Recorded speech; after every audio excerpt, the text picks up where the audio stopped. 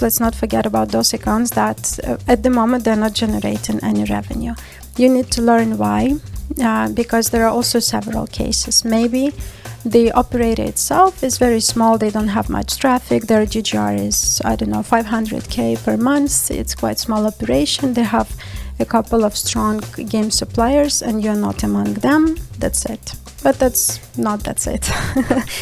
Try to find ways, try to see what games work for them and maybe offer some, similar titles.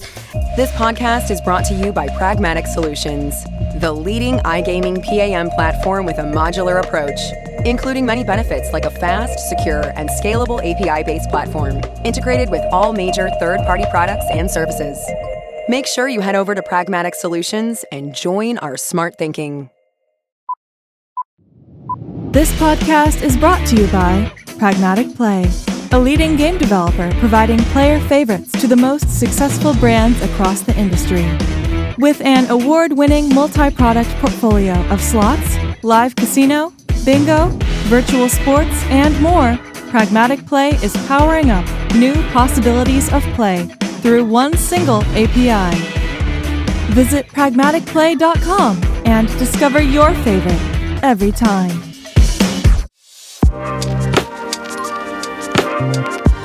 All right. Well, welcome to the podcast, Kate Romanenko, Head of Gaming for Pinup. How are you doing today? I'm good. Thank you for having me. Great to see you, Kate. I don't know when it was the first time we met each other, actually, but it was a long time ago. True. Yeah. I've been around for a while. Yeah, and it's great to have you back here in Malta, of course. Kate, you are obviously based in Cyprus these days, Head of Gaming, obviously, for Pinup Global. And I just wanted to kind of start off here by, there are so many account managers and commercial people of the industry, and we spoke here before the podcast started, my girlfriend being one of them, who is making her career as an account manager now, and she is really trying to soak up all information that she can to be the best kind of account manager as she can be. And you have quite unique experience, Kate, in that you obviously have been on the commercial side on both the B2C side and the B2B side with a wealth of experience that have brought you to where you are today. But rather than me explaining your background, maybe, Kate, you want to take us through your history in the industry so far. Sure. Thank you for a good question. So, I've started my career in iGaming around 8 years ago, back in 2016, I guess. And I've joined from scratch. I've joined the organization that had many businesses under the same roof, let's say, under the same umbrella. So there were B2C and B2B businesses from scratch that I've been, attached to, let's say. And that's where I started learning of the operations. So how do the operators, behave? What are their pains? What are their goals? And then at the same company, when there was a decision made to launch, let's say, a B2B games provider, I volunteered to be among the first ones to, to take over this responsibility of building the sales and account management team. And also I've been involved in marketing and even events management. Like, it was a startup, with a very good backup financially. So, since then, I've been to B2B companies, live casino side, then B2C as well.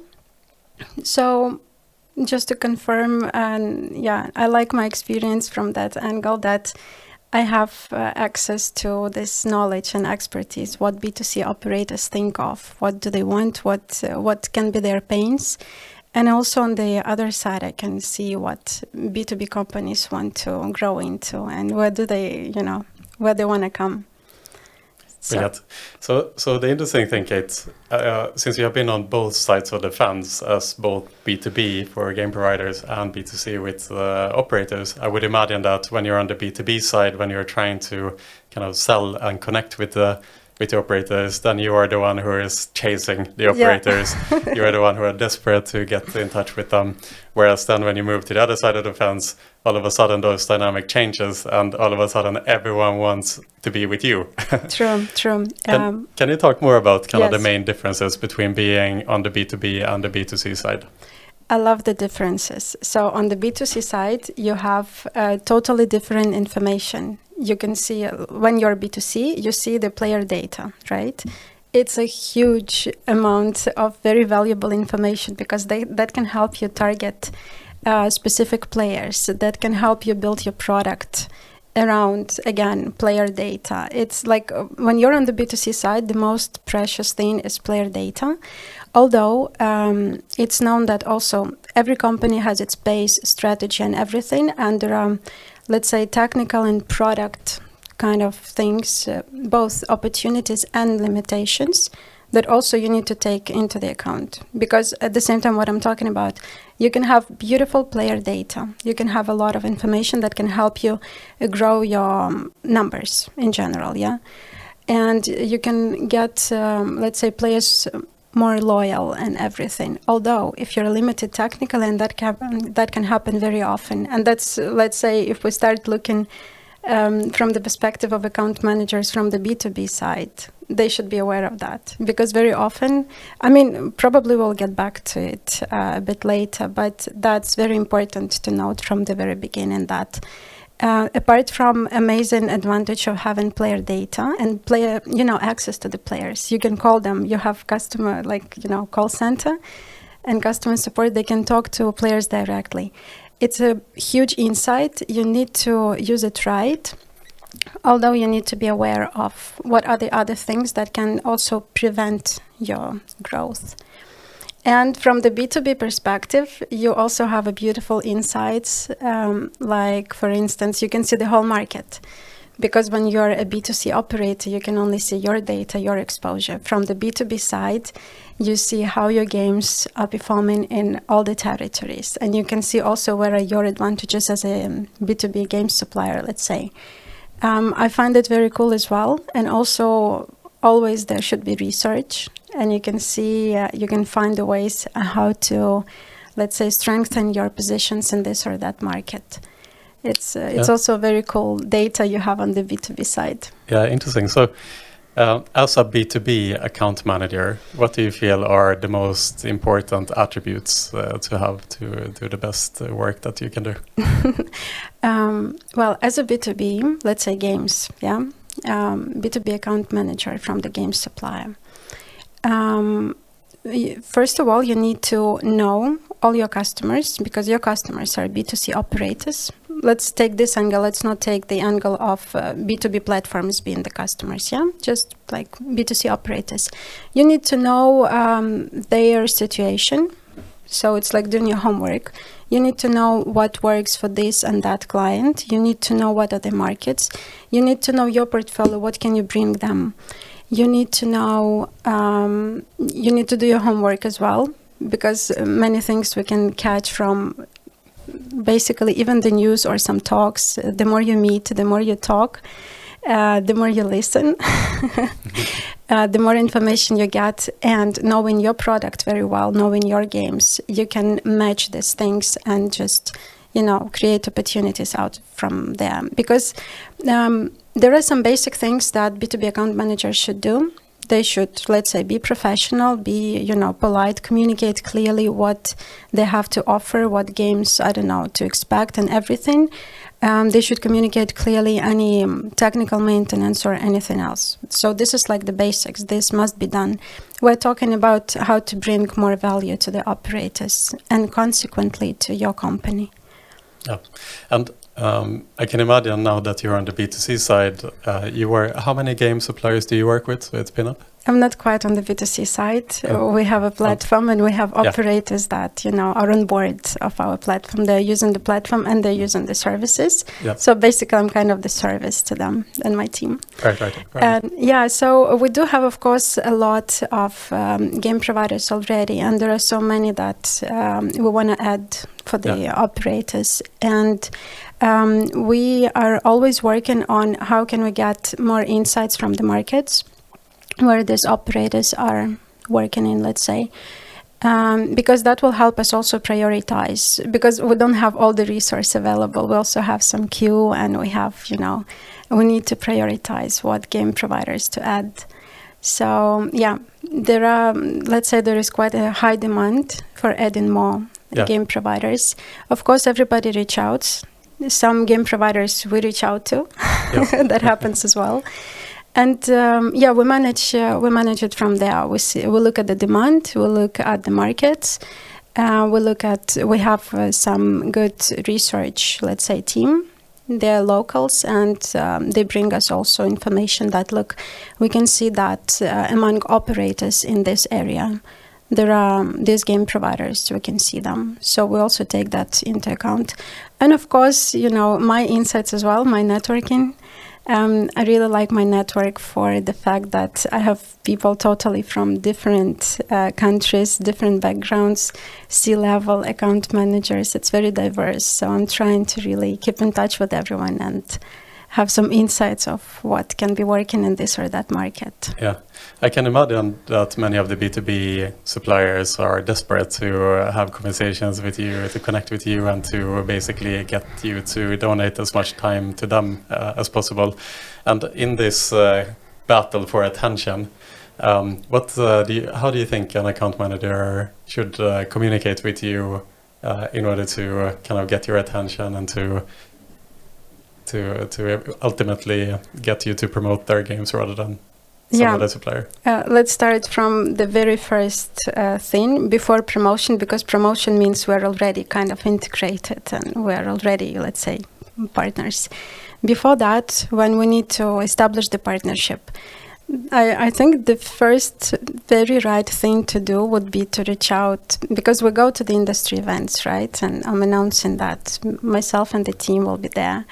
It would be best if people really set up the meeting in advance, because that creates a problem during the event itself. Many people, they really just come at the stand, and unfortunately we're mostly fully booked, and then we have to postpone and everything. In order to get our attention, the best would be to bring something on the table. Bring me some insights, do your homework, and you should already know where we are, let's say, what countries we need the games from. Again, the areas of the operators that are using our platform. It's not a secret. Even without talking to anyone from the organization, you can use similar web. You can use other tools that can help you get some clues, Or again, it's a very small industry. People talk. And I know that many game providers, they're talking about us. And this is how we get also introductions and everything. It would be good to be really prepared and to bring something on the table and offer us the games that they already have some, let's say, traction in the market, that have some results, some numbers. This is mostly about, let's say, small to middle game providers. Big game providers, honestly, sometimes I'm reaching out to them because I know whom we need, obviously, in these markets. Sometimes let's say we're not reaching out by ourselves and they come to us, and it's much easier to talk even without huge preparations, because all we need is to know what markets the games are performing in. This, first of all, needs to match the markets we're interested in. Of course, there are some plans that we're not announcing in advance, but some news can be coming, and we might need some games from new territories that we're not yet touching, let's say. Taken apart, I would still really like people to come prepared and to bring us something. It's a great point, I think, and it translates to a lot of different areas where, if you want to do business with someone like you, and you obviously represent a very established operator, that rather than coming with this shotgun approach of a copy-paste text that you send to every single operator in the industry with some generic message that you want to set up a meeting and whatnot, if you instead come with a well-researched outreach and say, hey, Kate, I see that Pinup is active in these 5 markets. It just so happens that these games that we offer are responding really well in these territories, and so on and so forth, to give you to speak in your language, basically, Yeah. rather than just a copy-paste message. You know, we all get these on LinkedIn, 100 messages a day of people who want to sell links or sell whatever, and you open the message, you see the first 3 words, and you know that it's a copy-paste message, and you stop reading, right? You need to capture the attention on your terms, right? And it takes some time. Like you have to accept that instead of reaching out to everyone, that you choose a couple of important potential clients and really make sure that you show that you do your homework. Totally. Let's go after quality instead of going after quantity, because also it's what you said is very true. There are so many people in iGaming, and we can even say since COVID times, since 2020, so many people entered this industry as total newbies, and it's normal. They didn't have proper education. We don't have that, quite established, let's say. And this is actually, I have no problem with these people as much as I have with their managers. Where are their really managers? Why they're not managing their people properly? That's the question I have. And there is the same problem as well with the managers. Maybe they're not coming from iGaming. They do not have this background themselves. Then we're talking even more to C-level and everyone. Because, I don't know, instead of blaming these people that they didn't do their job well, I think it's their responsibility to research, to prepare the message that will be, because also I have some background in outreach and in lead generation back in time before iGaming.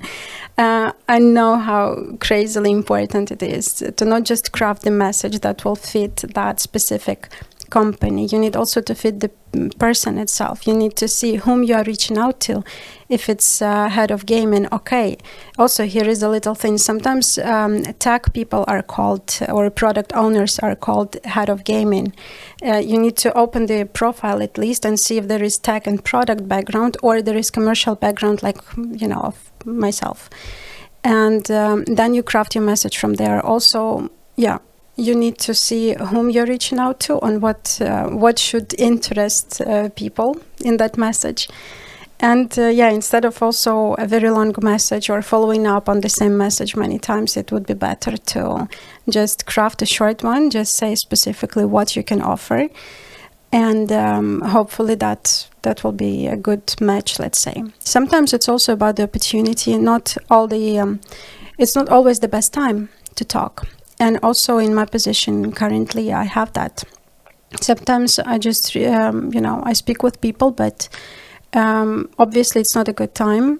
But when the good time comes, I'm reaching out by myself again. There is no problem. There are no lost opportunities. It's just that sometimes we really need to wait. Sometimes the time is right. The games are right. It's a good time to close the deal. From some other things to add to what you said, some basics, that would be also good for, because it's not always account managers who are reaching out from the first, to establish the first connection. It's also about salespeople. So it would be really great if they would have a complete background on what they're selling, because also I can see this problem in the industry. Again, we can't blame the salespeople themselves. The managers should be responsible for that. Yeah. It's a kind of a bit deeper problem. And it would be good if everyone knows what they're doing, everyone knows whom they're reaching out to, and what business can be done out of them. Yeah, and it's a great example, I think, Kate, and it translates again to so many different areas in business and in life, for that matter, as well. Sometimes when we hire in our company, we had one person particularly who sent like an incredible personal letter once, and the personal letter was designed in our colors. It was using our language, and it was using our taglines. And amazing. Clearly, this person had dove deep into our company and understood who we are, what we stand for, how to position our brand. And to be honest, from that personal letter, he was already hired. It's hard to not respect someone who puts the time and effort into that, versus someone who is just generically searching for 100 jobs at the same time and who doesn't even know and who can't even explain who we are when we go into an interview. And the same, I would imagine, goes for you when you speak to the person for the first time. If someone can speak in your language and who can explain who Pinup are, what you're looking for, then you can feel much more trust knowing that this person is offering the right product to you potentially. Totally. I think there are so many similar things in recruitment and sales, as well as HR and account management, let's say. It's just that the skills should be very similar, it's just different for sure things. Yeah. So in your position, Kate, do you feel sometimes you get overwhelmed with outreach from the B2B side? Are there too many people trying to reach and get a hold of you at the same time? And how do you deal with that in that case? I'm not perfect. I don't think I deal with it in the, let's say, perfect ever way, but I deal it in the way that I'm, which is to the best of my efforts. Because to be honest, I really get overwhelmed. We are hiring more people to support, this flow of incoming requests from B2B, let's say, sales managers, as well as also we have the organization itself is growing rapidly. So we also have a lot of requests from internally. We have the demand for different game providers popping up almost every day, at least every week. So it's really this, let's say, the pipeline of adding new game providers is really a hot topic for me. So it's honestly, yes, I get overwhelmed from all the sides. I can imagine. But again, we're managing it. I'm trying to reply to as many people as I can to say that, look, thank you for reaching out. We'll be in touch. Should there be interest or demand? Some maybe messages are still unanswered, but they're all recorded internally. And I want to get back to everyone because at least it's professional. It's okay to get overwhelmed. We all have this, right? But of course, we're representing the company that we're representing. So and I think that this is interesting because knowing that you are a person that a lot of people reach out to, it's impossible for you to deal with that type of outreach on a continuous basis. It's just too many people reaching out. And with that in mind, I think also then you have to be really clear again in your communication when you reach out. I think about this for myself as well. When I try to reach out to people who are very busy, there are like small things I think that you can do to make your life easier. Like if you want to book a meeting with you, instead of asking like, are you free for a meeting? Just say like, I would love to have a meeting with you. If you're available, here are 3 times that I'm available for, because that makes it easier for you to just say yes, for example, of course, rather than you having to look at your calendar to see when you are available and reply to that, and then the other person needs to reply. It cuts it a little bit shorter. Totally. And also, if I know that you are Cyprian based and I will suggest to you my 3 times, I will write in your time zone. Absolutely, and it's best to mention by Cyprus or exactly. So like I respect that you are in your time zone. Like these are just like small things that show that I respect your time. I think, and I think it's so important because I get a lot of outreach from people who say, for example, "Hey Pierre, I would like to have a meeting with you. Can we talk now or can we talk tomorrow?" And I'm like, tell me what you want to talk about. Like, oh my God, I don't know if I have time for you. Like, I don't know how should I prioritize this? Totally. Very good point. You're so right in this. And yes, I think it should be basics. But again, you're very right that some people, they don't take it as basics. Totally. Agenda must be there. It must be clear what exactly we want to talk about. And you're totally right. Yes, we need to prioritize from there. Sometimes you don't know. Sometimes some, let's say a small game provider may reach out, but they might tell you something you don't know and you really want to take that call. So it's best that they specify it from the beginning and the time slots completely. And very little things, but first of all, to me, that shows the quality of the person who reaches out to you. It shows respect as well. Respect, totally. For your time.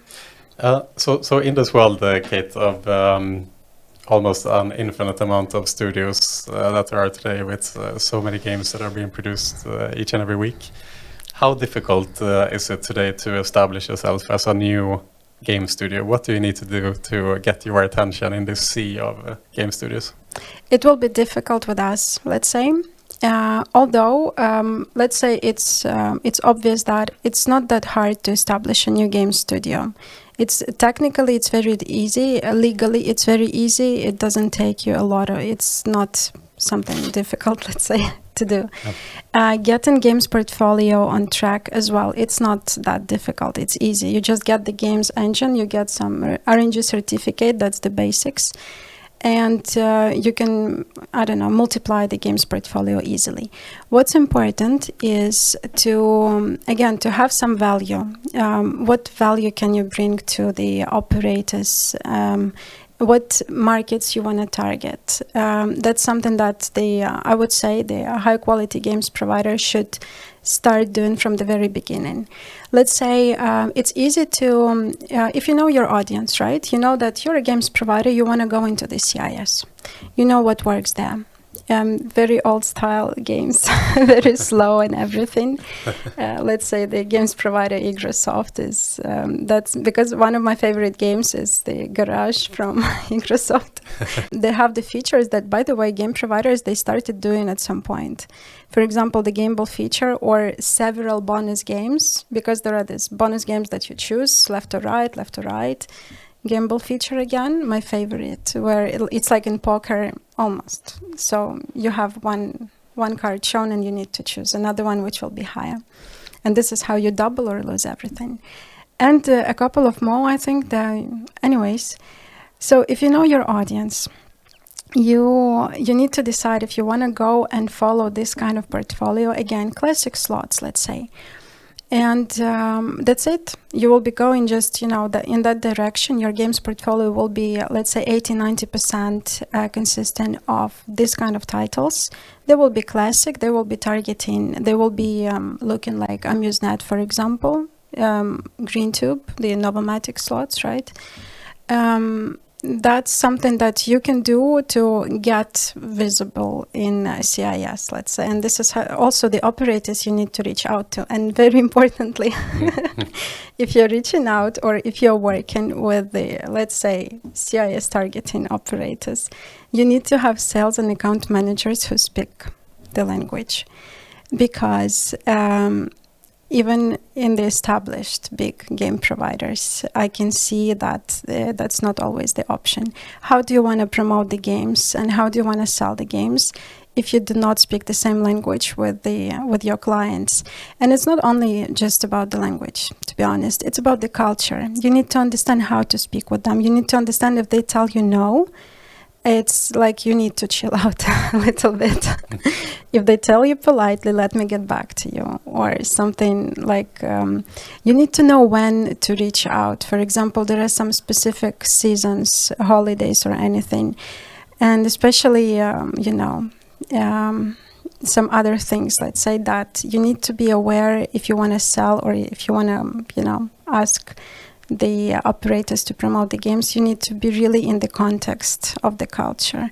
And of course, language comes with that. So my point is to say that it's not just the language. It's like you need to have people who have this cultural background. So anyways, these are probably the basics of a new game studio, what they need to do, what they need to decide on before they start any sales and everything. Because we can see some studios that they try to reach out everywhere.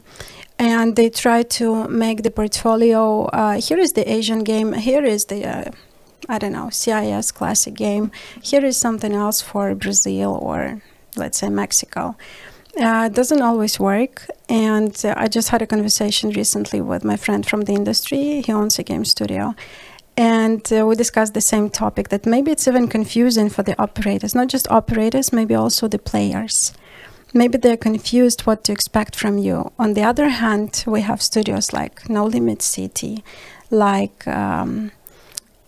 Big Time Gaming, for example, and many other studios of Games Global. They have really, like, you look at the games portfolio, they're targeting someone. You can say that they have their vision, and they might not be as popular as others, as those widespread. They might not, but they will have their loyal client base. Like, they have operators, of course, in the middle, but the players like the games at the end of the day. So they will have their audience. This is the hard decisions that must be taken. And also, of course, you need, if you want to go big, if you want to spread your games for all the territories and just see where it goes, where it picks up, you need a lot of money because you'll need to have new releases and they should be worthy. They should not be just risky and it's very easy. There are a couple of decisions to make before launching a new game studio. For us, if new game studios come, again, we're on the watch out. We're monitoring the markets as well. We want to see what pops up. We talk to people to see what's going on in the markets. And sometimes, as I said, game providers can reach out. They're very new. They just launched, let's say, last year, and we might be already interested. Sometimes it's just another games provider making classic slots, trying to, enter the markets that we have, let's say, that our operators are targeting, and we have the knowledge what can work there. But it might not be the best fit. Yeah, exactly. So as a new game studio, it's difficult to succeed these days. But if you want to have a good chance of succeeding, you need to really find out your niche and really own that niche, kind of thing, instead of just trying to do everything at the same time.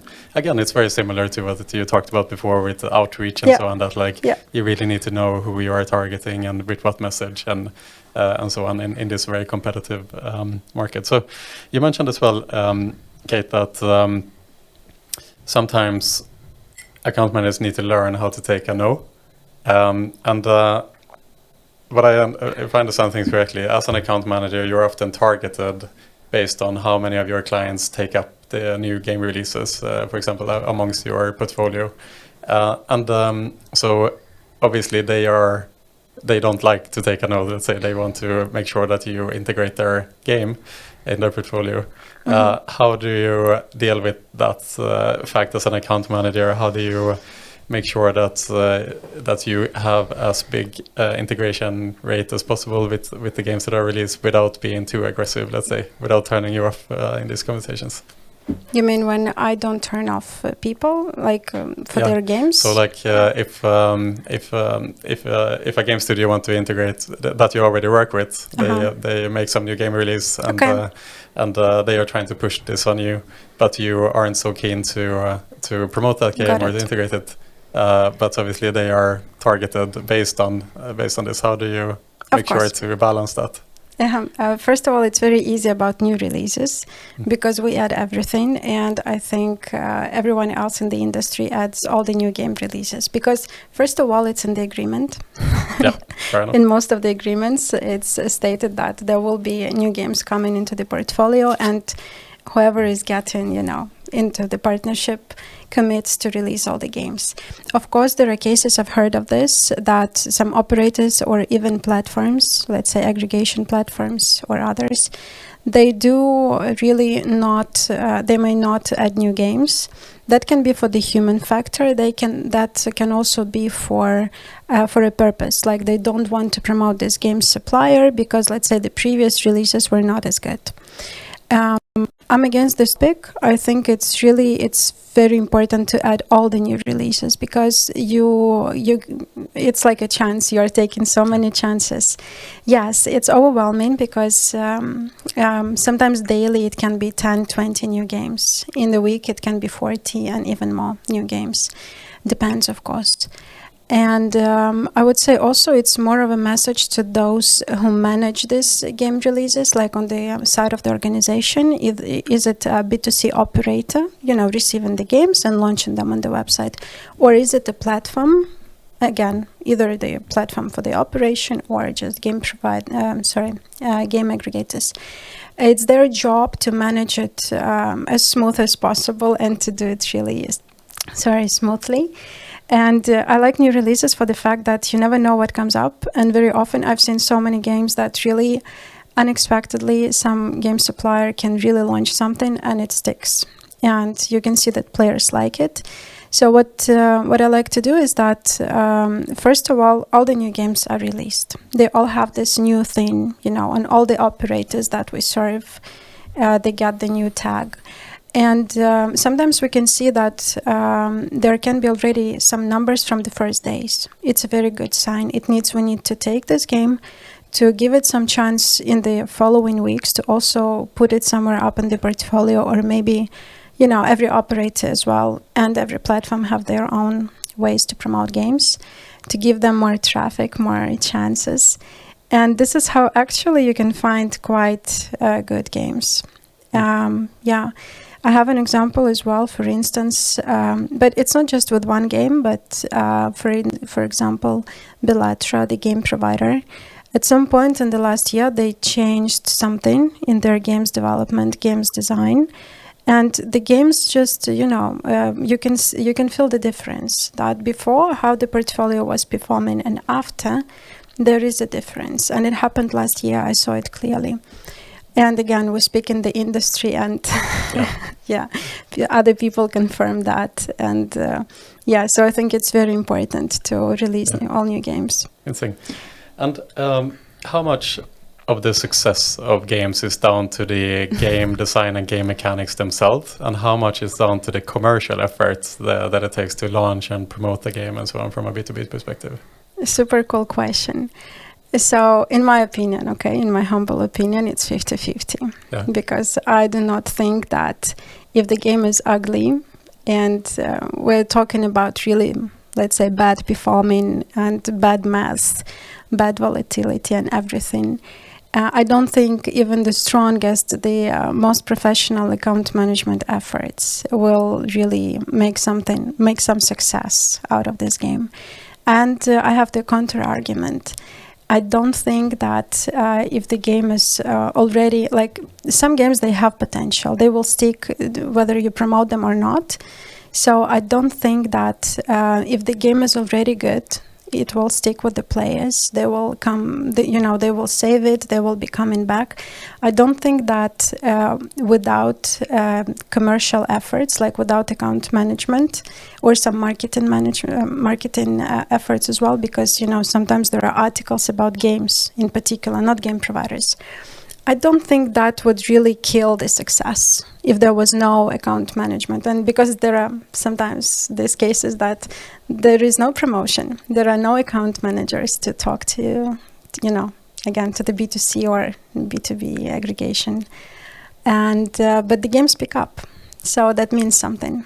That players, they know. If you ask players, they don't know. They don't know what they like. They don't know if they stick to the game for the math or for the theme.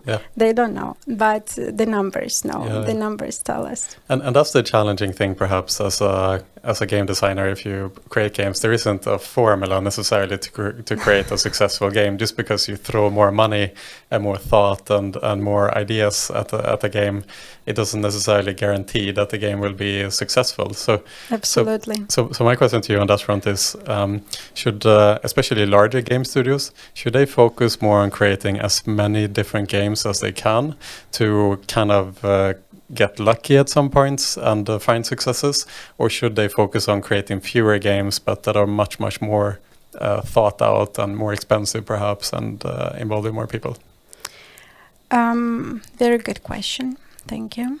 So one point I want to make, just to reconfirm your thought, also from my experience and from all my network that I've ever talked to, I know of the cases where there were games that really, there was so much money, effort, time put into them. All these mechanics, they were redone many times to find the best formula, let's say. There were also games that were done in 3 days or something very quickly, because as I told you, there is always game engine, there is always some setup that allows you to very quickly launch the games. And those games, they fly like crazy. So many examples, to be honest, in the industry about this kind of case. So going back to the question, I think it's a complex kind of question. So there are a couple of things you need to take into account. First of all, your budget. If you can afford to really focus on your portfolio and budget plus strategy, I would say. Is it your strategy that you really want to invest? Because it comes to the C-level, to be honest. Do we want to invest and really make one release per, 3 months? but we really want to invest. We really want to test it before we go live. We will try this and that. Like there will be a huge stage of development, R&D, and then there will be also testing or anything. And only then the game will be released, because it will also have some backup, let's say. Or we have open budget, more or less open, like good budget, let's say, because there are game providers that they don't have much budget. So that's why I'm pointing out the budget. And the let's say the management of the company is quite open to really trying, and they believe in diversification, because I personally believe in that. Then I think they will be shooting all the different games. So they will be investing money, but also they will be sometimes I know that some game providers, they even have a part of the team which is dedicated to these experiments, let's say. So there is the main part of games development that takes care of the main portfolio, and there is this smaller team, let's say, that takes care of this sometimes crazy titles, sometimes very unusual, sometimes very local, because maybe they want to target specifically, I don't know, some players from some region. And I think that works. I think diversification is always good. It's like releasing all new games. You are diversifying. You don't know what games will shoot out. No, exactly. Sometimes you have to throw mud on the wall until something sticks, basically. Yeah. That's exactly how it works. Yeah. So going back to the account management side of the B2B side of the industry, in your experience, say that you have a set of accounts now that you manage. What is your best advice to grow those accounts if you have a set portfolio? How do you do your best to grow them as much as possible on commercial side? I understand the challenge. There is always a challenge of those, you have the number of accounts, and there are always, the ones that make money, the other ones they don't. I understand the challenge, to be honest. What you do, you should focus on those that bring the business, that bring the money, let's say. You need, again, take your time, learn their operation, talk to them, listen to what they say, learn who you are dealing with, who's the team, how to talk with them and everything. And most importantly, that's what I would do. I would first cover that part, because I'm business oriented. I'm thinking about commercial targets first. And because it's not only that you will, only take care of those who bring you business and that's it. No, it's just about prioritizing. That's my point. So I would prioritize those that make the business. You need to make sure that you know them very well and you serve them, let's say, very well, because account management is a service that should be provided. And everything we said before, you need to know what are the strengths and everything, how you can add value, what are the opportunities. When you know all of that, of course, let's not forget about those accounts that at the moment they're not generating any revenue. You need to learn why, because there are also several cases. Maybe the operator itself is very small, they don't have much traffic, their GGR is, 500K per month, it's quite small operation, they have a couple of strong game suppliers and you're not among them, that's it. But that's it. Try to find ways, try to see what games work for them and maybe offer similar titles. And by titles, I mean, of course, games by mechanics and maybe some features. Like recently we have Hold and Win booming, really. There's mechanics and different game providers, they call it different. Sometimes Hold and Links, Hold and Spin, whatever. But the mechanics is the same, basically. And we can see it a lot in all the markets that game providers really try to make these games, because at the moment in the industry, they bring money. So, for example, if that's the case, if you talk to your smaller operators and they tell you, look, these are the games that we farm, or it would be also good to, again, do your homework, go on the website, study the website very well, use external tools, see where the traffic comes from or whatever, see what's in the top position, see the tournaments, see all of that. I'm sure that some clues will come from there, what you need to offer to those operators. And of course, talk to them, ask them what do they want, what are they focused on, maybe you can bring something. And try to also grow those accounts that are not quite up and running at the moment. I'm aware of the stories where from this kind of situation, some operators, they could really grow and make the revenues. Interesting. And what are some of the hottest game suppliers today? Are there any interesting cases that you've seen? Any of your favorites right now? And maybe are there any game studios that you feel are on the way down at the same time? Like, who are the hottest? Who are the coldest? So at the moment, it depends what we call by the hottest, and the coldest. And I believe that all game providers, at least most of them, they have their strategy. For instance, some of the biggest game providers, they are focused on new releases. They are focused on network promotions with, as much budget as possible. They're focused on giving budget to the operators, maybe sometimes even more than they should. They use those efforts, let's say financially backed up. But also making new game releases very often, even every week, it's a lot of money. It's a commercial commitment, let's say, to your success. Some other game providers that we might also call hottest are those, like I mentioned, there is this hold and win mechanics that is quite booming for the past few years. They obviously are making money because all the games that come up from those game providers, they're very similar, and it's for a reason. I would say maybe I don't notice any diversification, but maybe there is some diversification in just 5% of the portfolio, but you can see that the game providers are focused there. Some other game providers, like we mentioned before, No Limit City, for example, or even before that, many years before what Big Time Gaming did. It was amazing. Like Megaways nowadays is, it's such a normal thing. It's just standard. But what was it? More than 7 years ago, it was some innovation. Also, I believe it was a great job to start licensing this thing. And back in time, it was really a hard job that paid off. So honestly, maybe nowadays, Big Time Gaming as it is, maybe they're not making all the money in the iGaming world, but I believe they are quite hot, to be honest, at least for what they've done in the past.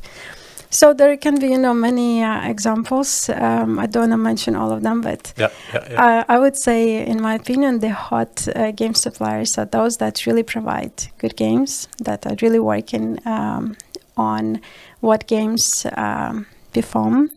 Those also ones that provide good account management service and sales service. It's very important whom you put in front of the company to reach out to the industry, to the people, to make connections. To me, that is hot. Yeah. Maybe to someone else, just the numbers are hot. Yeah, exactly. But again, going back to that 50-50 question, where exactly. You need both great games and great account management, and those two together is where the magic comes from. Yeah. Totally. So you're obviously been with Pinup now for a while, and from the outside perspective, Pinup seems to be widely successful. I'm curious to know what is the secret to the success of Pinup? Why have the company done so well, especially in recent times? I would say, honestly, from the very first moment when I heard of Pinup, that was hot to me. Hot operator. Kind of a hot company, let's say, to look after. And now that I'm inside, I can definitely say that it's a bunch of very hardworking people, enthusiastic. Because at the end of the day, it's all about the people, right? Whatever is your strategy, budget, sometimes you have high budget and no performance. It's not because something with the budget is wrong or the products. It's about the people. So I would say really I can see the hardworking people, quite high pace. It's quite dynamic in there. And also, I would say all these people, they go in the same direction. Let's say we have a set of values, which includes, for example, being open in communication, being experts and stuff like that. And the company really invests into expertise. Not only they hire experts, like myself, for example, I consider myself an expert, let's say, in my area. And I'm really, it's cool to join such a big organization. And even the clients' numbers, it's, growing a little bit. And the amount of projects and the amount of tools that are being developed, it's quite exciting, to be honest. And also, of course, to be surrounded by other professionals. It's kind of cool. Because again, in my career, I've had cases where, for example, it's not nice to be, maybe it sounds bad, but I felt sometimes that I'm the smartest person in the room. It's not nice at all. That's not what you want. You want to be, let's say, the dumbest person in the room because you're surrounded by someone that can help you grow, that you can look up to. That excites me, for example. So again, just my humble opinion on that. So yeah, I believe it's a bunch of hardworking people united by specific, let's say, values that are really shared. And of course the management, because everything comes from the management. Yeah. We have a good leader, and Marina is really, driving, let's say, the whole organization. So yeah, great. It's a good one. Yeah, for sure. And starting to kind of round things off here now as well, Kate. So how important is the relationship building part of the job? Because again, going back to what we spoke about before, we have great games, we have like solid fundamentals in the account management, being able to communicate clearly. But how important is it to actually build relationships with the people that you work with, and what in your experience have led you to the success? I mean, we have Alex Tomic here behind us in the studio watching this recording in this very moment. Obviously a great person to have in your network for someone like yourself. What have the success been for you in building this network that you have created? I would say I really respect relationship per se. I think it's important. Let's give a few examples to define the thing, yeah? So when people just want to sell you, you can feel that. They just want to close their KPI. They just want to sell you the games or whatever. And that doesn't feel right or nice at all. When the person asks you questions, reaches out because they did their homework, like we said, yeah, prepares for the meeting, prepares to meet you. Even when you're not prepared, it matters how you even start the conversation. Like, can I ask you what you work, what do you do? Okay, that's interesting. I'm having games. Can we maybe, like, what are your markets? And even before you even mention that there can be any opportunity for partnership, keep doing your research, and only then maybe sometimes the person will even ask you first, okay, so what are your games? Tell me. Because again, in my case, I do it quite often. If there is the right approach, I'm the first one to ask about the games. Anyways, I would say relationship is everything. And it's very nice to have this mix, like we said, a good balance when it's a professional person offering you anything. Let's forget about the sides now. There is the partnership to be made with a specific person. You look at how professional they are, how polite they are, how well know, how do you call it? How do they know their business? How do they know the market? So now we are talking about, let's say, maybe more senior people, in their positions. And also, of course, the product or the service they're offering. And here is a little example. Sometimes people can be really nice, professional and everything, but there is nothing for you to buy from them. Or it's a small game studio that you, from this side, you don't have demand, you don't have interest to buy from, so you're not buying it.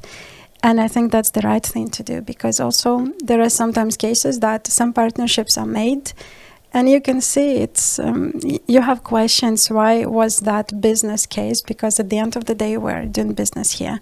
Why was that business case even brought to the table? It generates nothing. There was no projections. There was nothing. That was a good person selling to you. To me, that's a good example of a bad decision about partnership.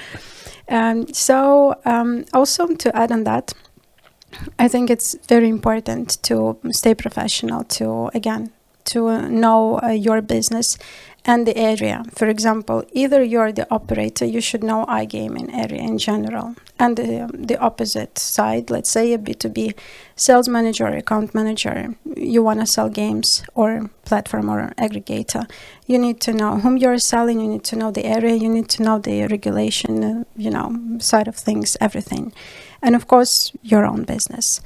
that all starts the relationship. That's the first touch where people meet and discuss anything on business. That's quite important. What's also important, because many people leave and change jobs, change sides, change companies, it's also very important to stay in good relationship, I would say. If there was, let's say, the deal was not closed, or let's say the deal was closed but it's not performing, but you promised me that it will perform, it's not like these things, they happen, and it's not a reason to somehow spoil the relationship or accuse each other of something or just stop responding or anything. So I would say it's very fundamental, because you never know where you are. It's a small industry. We always say, internally in our sales team, what makes the best possible salesperson?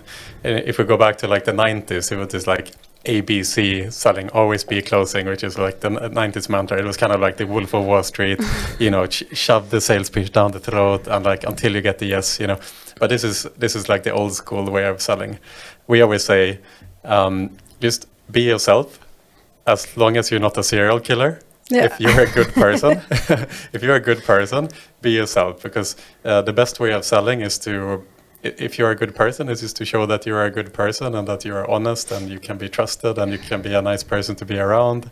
And I think that's the most important attribute in general for sale, is just hire people who are good people, because the rest can be taught. You can teach someone about the industry, you can teach someone about the game mechanics and so on, but it's very hard to teach someone how to be a good person, So I think that's always like a good mantra internally here, like just be yourself, unless you're a serial killer, but then you don't belong in our company. So okay. Yeah, I agree. It's about trust. Well, Kate, thank you so much for today. So if you are a game supplier and you want to reach out to Pinup Global to enhance your game portfolio, then make sure that you send a nice, perfect and consistent short message to Kate with your very specific proposition, and hopefully Kate will reach out to you in due time. Thank you so much, Kate. Thank you. I'll do my best for the game suppliers as well. Thank you very much for the podcast. It was so cool. Thank you, Kate. Thank you.